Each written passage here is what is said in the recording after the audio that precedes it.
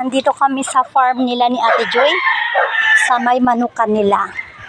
Nandito yung bata naming maliit na tumulong. Nagpainom ng manok. Nandun siya oh. Ano din siya, dala-dala galon. Tagabit-bit ng galon sa ninong niya. Ninong niyang pike. Di naman yan ninong yan, nangangangkin lang na ninong. Yan siya sa farm.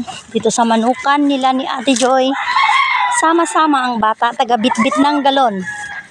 Patay ka na, binidyohan ka na. Tagabit-bit ng galon ng ninong niya. Tulong-tulong siya. Hoy, anong ginagawa mo, Day? Ha? Tulungan mo si ninong mo? Ha? Ikaw tagadala ng galon? Dapat nilagyan mo ng tubig yan. Tulong-tulong yan siya. Magaling dyan siya, magaling eh. Nayang ninong tagabigay ng tubig siya. Pag na-empty yung galon, tagabit-bit ng galon. Daming manok. Sa bungiro na daw to, sabi ng ninong niya.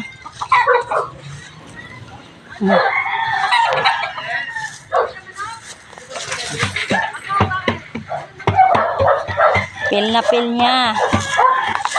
Dito kami sa manukan.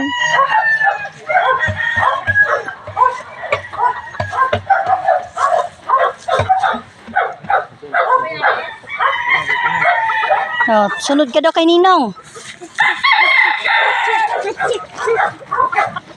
Gustong-gusto niya eh. Nakalagi nakabuntot sa ninong niya.